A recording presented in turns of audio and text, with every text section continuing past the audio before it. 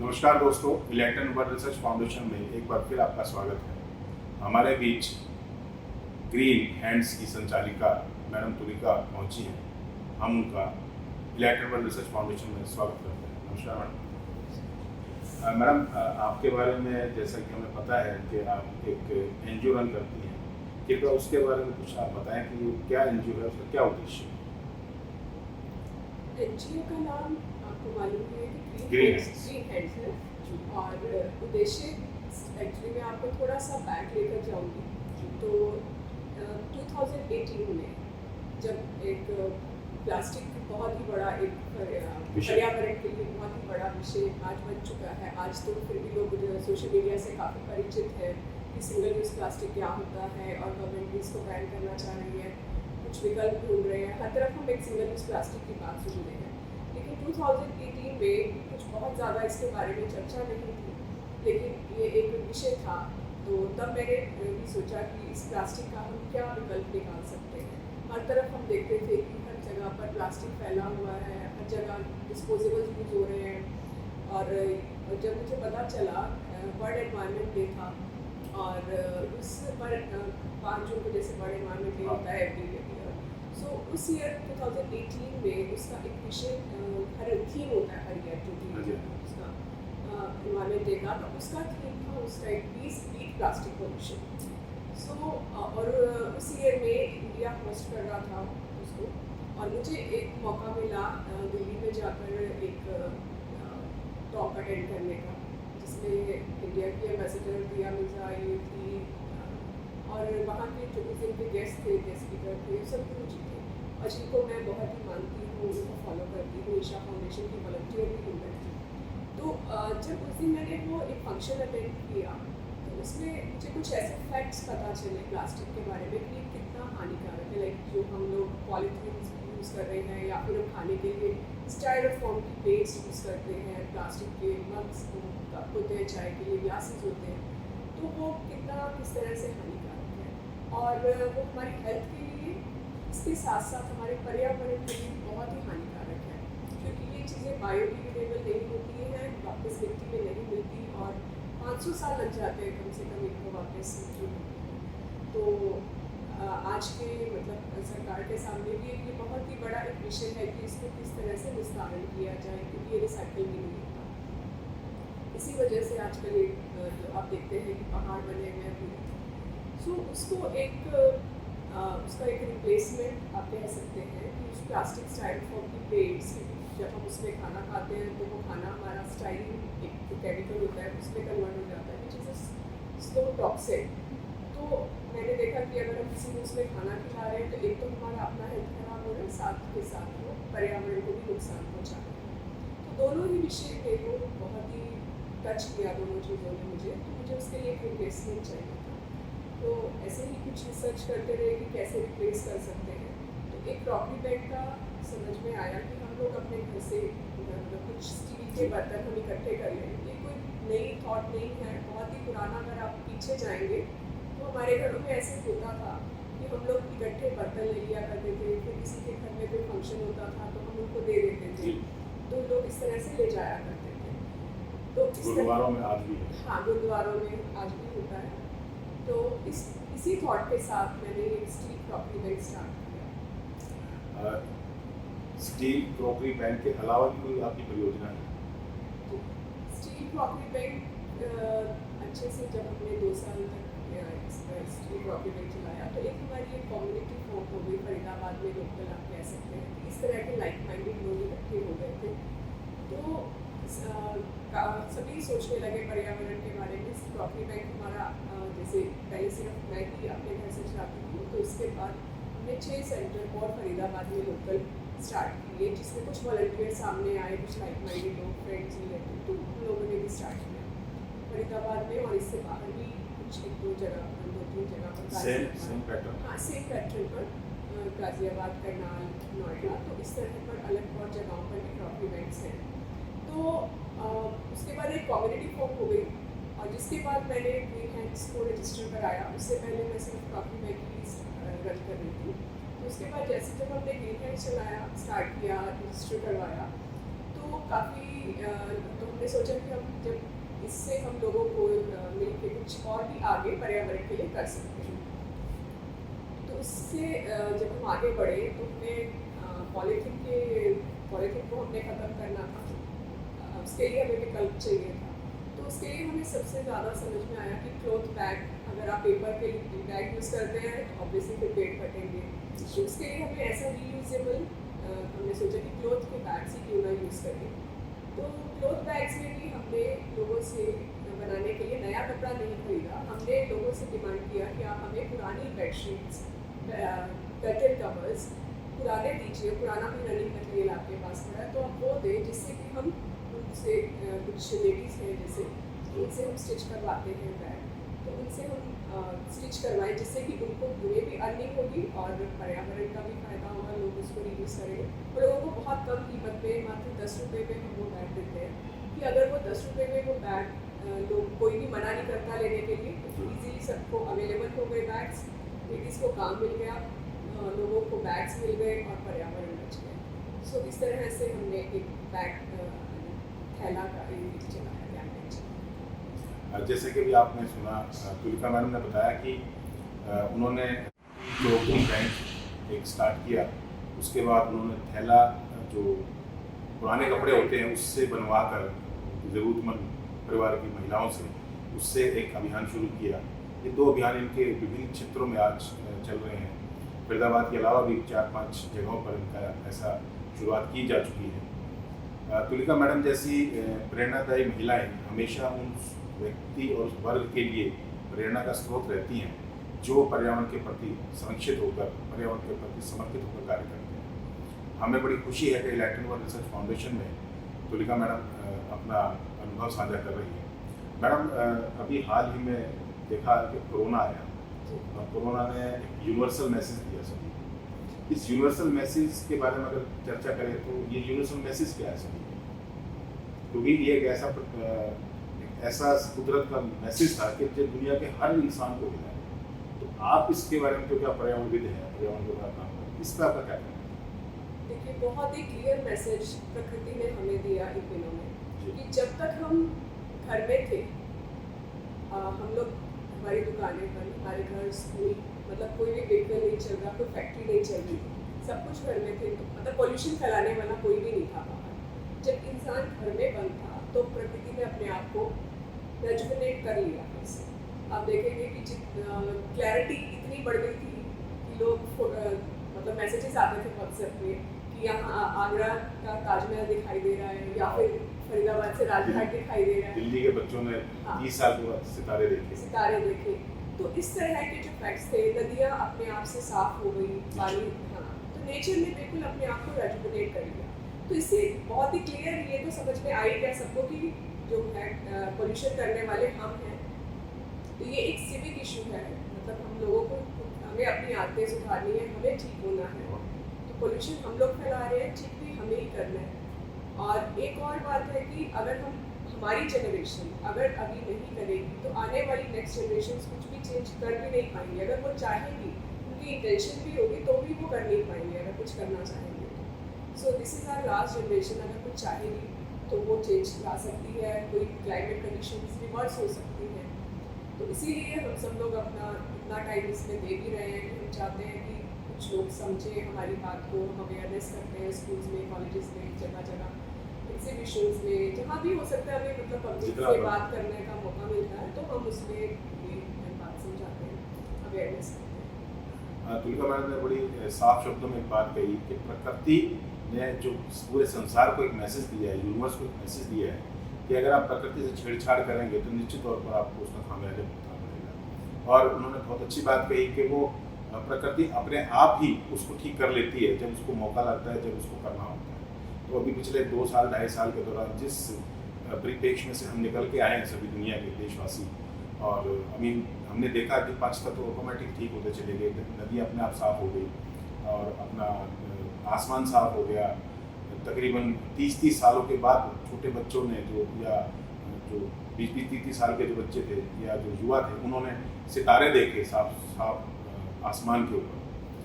ये सारी चीज़ें तमाम हमें ये मैसेज देती है कि प्रकृति के पक्ष में काम करने का ही हमें लाभ मिल सकता है, विपक्ष में काम करने से सिर्फ नुकसान की कुछ नहीं मिल सकता। मैडम, एक बड़ा आधुनिक और इस दौर का जो विषय है, मैं उसके बारे में आपसे जरूर चर्चा करना चाहूँगा कि अभी देखा होगा, हमने देखा है कि भाई स्पेस को लेकर और अंतरिक्ष की बहुत सारी खोजों को लेकर, आविष्कारों को लेकर, रिसर्च को लेकर हमारी एजुकेशन में, हमारे बच्चों के एजुकेशन सिस्टम में चीज़ें पढ़ाई जाती हैं।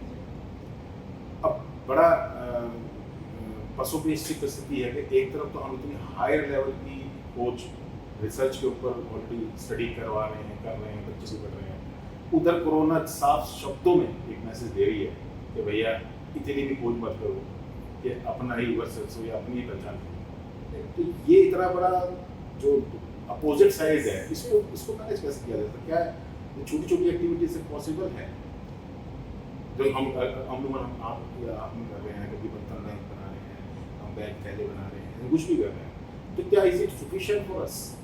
आने वाली युवा पीढ़ी के लिए बहुत है ये, इससे बड़ा कुछ करने की जरूरत है। देखिए, सबसे पहले तो मैं कहूँगी कि हमारे पास there is just one Earth. इस एनवायरनमेंट डे का थीम भी था we have just one Earth से।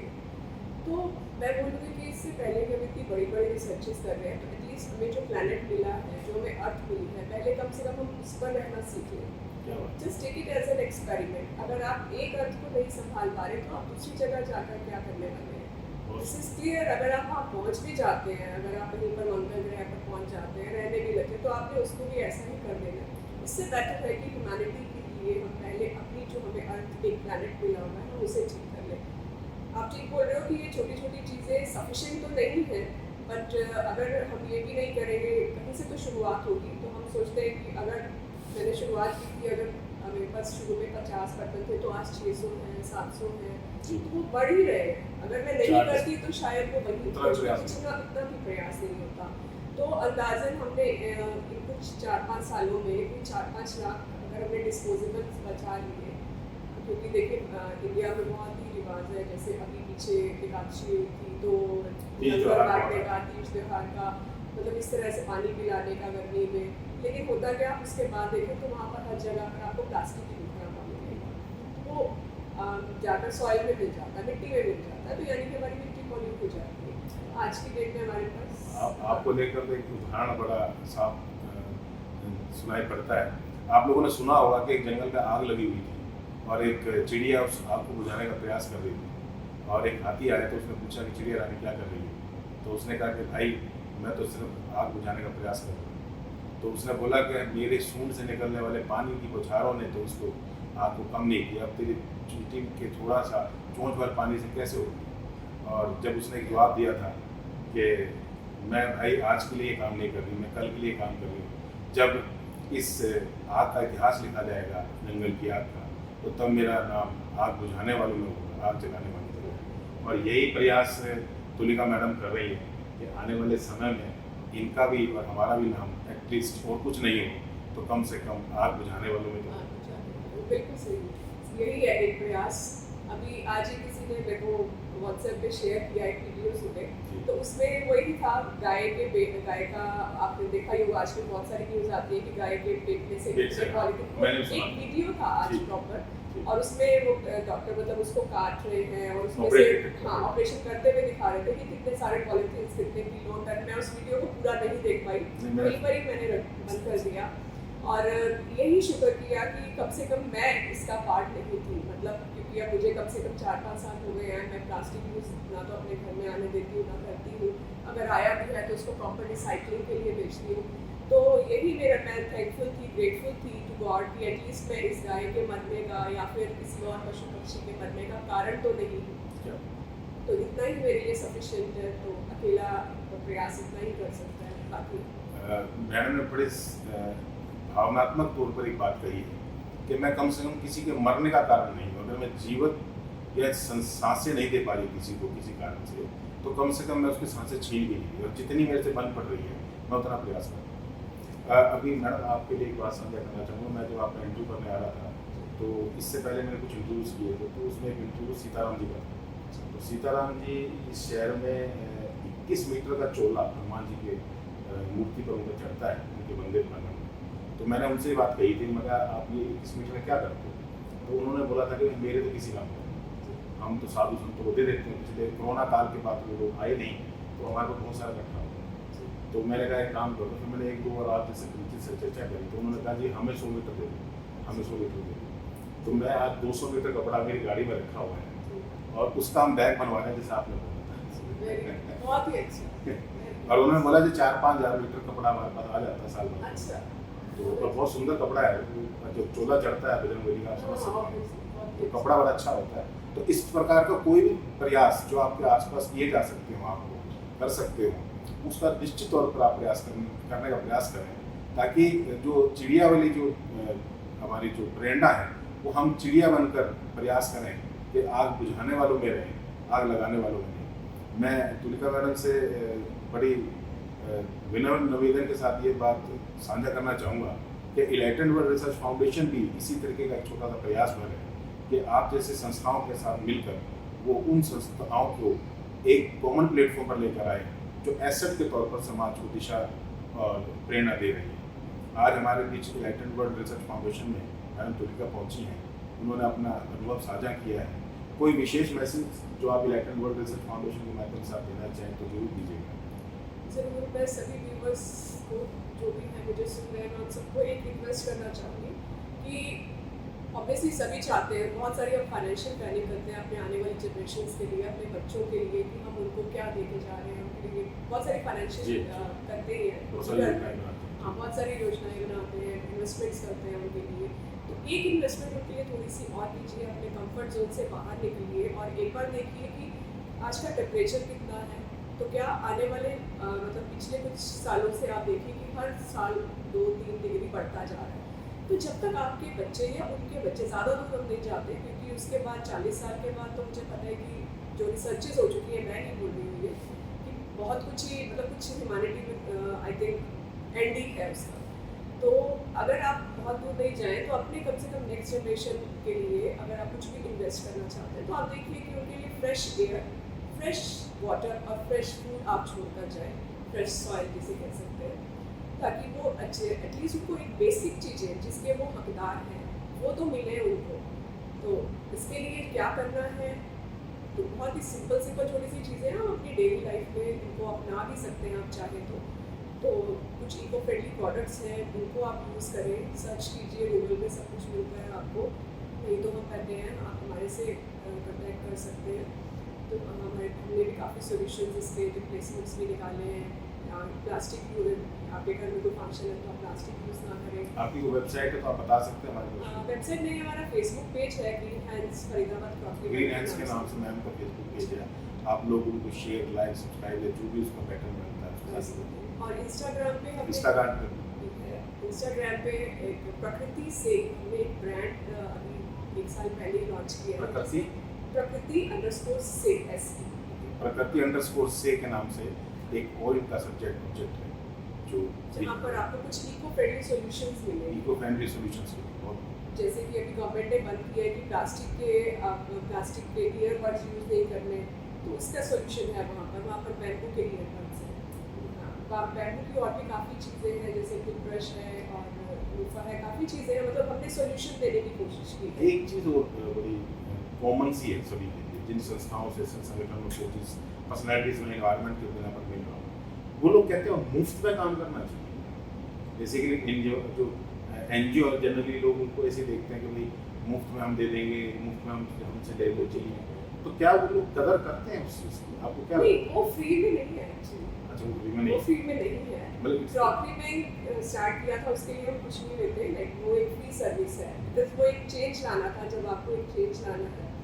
लेकिन उसमें भी एक पैटर्न ये रहता है कि अगर हमारे को कहीं से डोनेशन मिलती है तो ही हम क्रॉकरी ले सकते हैं, तो वो भी एक लिमिटेशन है। अगर हमारे पास डोनेशन आएगा तो हम क्रॉकरी ले सकेंगे और हम सबको सर्व कर सकेंगे। मेरा प्रश्न ये है मैडम कि लोग है ना NGO को लेकर ये कहते हैं कि ये मुफ्त की संस्थाएं हैं, हाँ। और ये मुफ्त में दे देती हैं, मुफ्त में ले लेती हैं। यहाँ तक सिर्फ संस्थाओं को रोक दिया जाता है, उसकी सीमाओं को रोक दिया जाता है। मैं चूँकि संगठन चला रहा हूँ, भविष्य का एक बहुत बड़ा संगठन बनता जा रहा है ये, और इसको इंटरनेशनल लेवल पर लाने का प्रयास हो रहा है हमारा। और सेव सॉइल के नाम से जो सतगुरु जी का जो प्रोजेक्ट है, मैं उनके साथ भी इलाइटेड वर्ल्ड रिसर्च फाउंडेशन को जोड़ना चाहूँगा।